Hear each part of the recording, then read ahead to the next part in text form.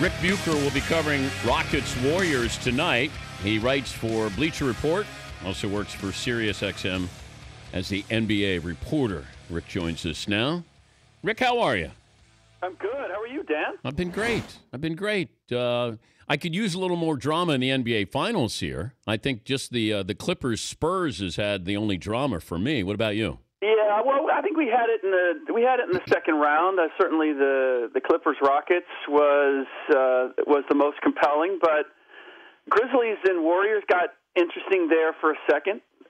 So there's been I don't know that there's been as much as we expected, but there has been some. And as I see this finals start to shape up and how Cleveland is feeling about itself, I'm beginning to think that the finals is going to be more compelling and more dramatic than maybe I thought when I first anticipated that these two teams, the Warriors and the Cavs, were going to meet each other. Yeah, and Kyrie Irving is going to get a good week worth of rest, which will help this matchup. But let me start with the game coming up tonight. How surprised were you Dwight Howard did not get that flagrant 2 and therefore had to sit down today?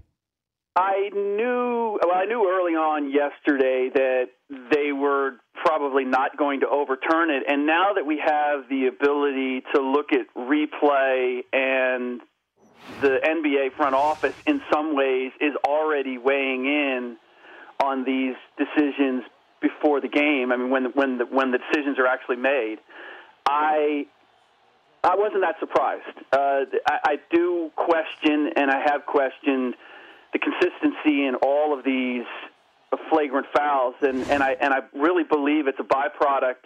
I hate to go all the way back to the malice in the palace, but the league reacted, maybe in some ways overreacted to that, and now the fear that anybody has a crossword with anybody has overwhelmed the ability of the players to do the little things within the game that allows the wrong thing done or a dangerous thing done to be answered by the players, and in a way that doesn't come to the frustration level that an Al Horford or even a Dwight Howard in this case shows. I forget what it was. I think it was TNT was showing a play where Karl Malone came down on Shaq like with two arms on the inside, and it was just I think there was a foul called on it, but if it was it was just a regular foul.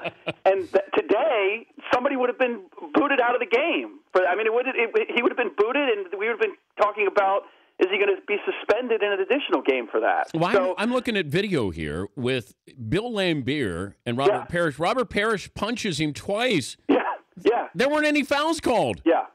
No, and look, we're in a different time and place where everything is microanalyzed, and the video is out for everybody to watch countless times, and so any incident becomes larger than life. And I get why, in some ways, the league and sports in general have to respond to that.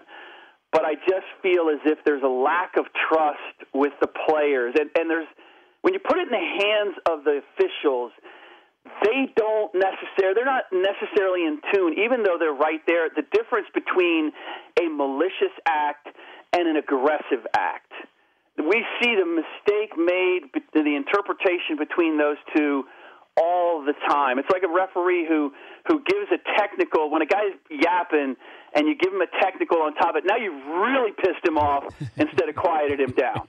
And I just, there's a feel for it, and I don't know that we should expect that every single referee is going to have that feel. But if you leave it to the players, if you trust your players a little bit more and you let a little bit go, you got to let some of the steam off. You can't, otherwise you have these miscarriages of justice. Is LeBron rootable? Like that because I get the feeling that maybe we've seen everything. There'll be maybe a redemption or comeback story later in his career. Yeah. I just don't think people are going to root, even though he went back to Cleveland. I'm coming home, and I think he's sort of viewed as the villain. Well, I think people will root for Cleveland. I keep wanting to embrace and appreciate the player that LeBron James has become. And then he does something And I go, I can't. I just can't. Sometimes it's just everything kind of it brings up every little incident brings up all the past incidents. When he kneels down on the game after the game the other night, there's so many things that feel inauthentic to me, or they feel like they're pre-scripted, or he feels like I'm supposed to say this. And it's hard to root for a guy like that, especially when you look at the other side and you have a guy like Steph Curry who is as genuine as the day is long. Well, I go back to, remember Andre Agassi won at Wimbledon, and he didn't know how to act after he won? Yeah. He looked to his agent, his manager, yeah. and he said, get down on the ground. You're supposed to get down on your knees. So he gets down on his knees. So, that's right, I'm supposed to act this way. We're talking to Rick Bucher from Bleacher Report joining us, Dan Patrick Show. I also read with great fascination the NBA's first super team, the 03-04 Lakers. Yeah. And how it just went out of control, went sideways there. But there's a point where John Black, the great PR director for the Lakers, says that Shaq wanted to literally kill Kobe during that season. Is that? He did use the word murder, and that that always sounds like there's like a sincere intent. Like, you can say off the cuff, I really wanted to kill that guy, but when you say I wanted to murder him, you think, oh, that's serious. He literally means it. He wants to take that guy's life.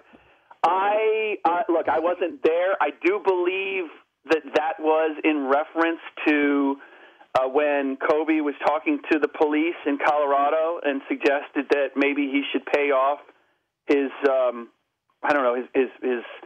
his outside love interests the way that Shaq does. That when that hit, or when Shaq heard that, that's what precipitated the I'm gonna murder you. I wasn't there. They never got to blows, is what I understand. But it got so heated at least a couple times where they had to be separated. So I'm going to say it wasn't literal, but if there was ever a time that it was, I think that was the time. But they tried. It was going to work if Karl Malone stayed healthy, right? I am not convinced of that. You think Detroit was better? As much as they say that in the oral history, and as integral as everybody said Karl Malone was, I mean, that was across the board, and that was the one guy who I've had a great relationship with. I've talked to many a time. I rode in a monster truck with Karl years ago. He's invited me to go hunting, and for whatever reason, he has gone dark for like the last 2 months, and I would have loved to have talked to him about that. He's the only voice in this thing that wasn't represented, and everybody else talked about him. I'm just that Detroit team was so primed and had so many answers for so many things that the Lakers did not. I believe that even with a healthy Karl Malone, the Pistons would have won that. Maybe it had gone a little longer, but the Pistons still would have won. Before I let you go, I talked about Steph Curry as a transcendent player. Mm-hmm. And the amazing thing is we're watching somebody who doesn't have amazing jumping ability. Nope.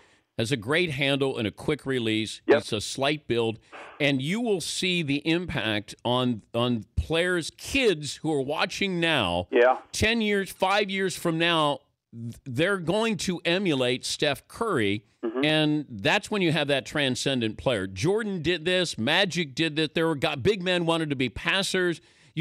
There's certain guys that have played the game where they come along and you go, never saw it coming, and the impact that they're going to leave. And I look at Steph Curry that way. Every kid in America feels like, well, gosh, I can do that. Yeah. Or I can practice doing that. And I think that's pretty amazing about him. I've seen Steph's entire career, and while about 2 years ago, I went up to him and said, you know what, I had you wrong.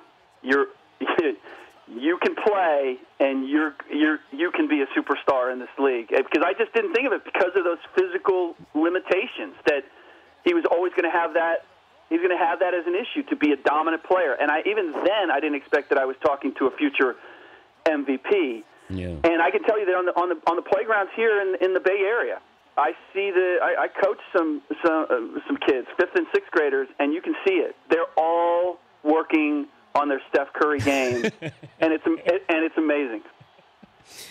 Well, have fun. Great to check in with you again. Hope you're doing well. I am. Thanks, Dan. All right, buddy. That's Rick Bucher.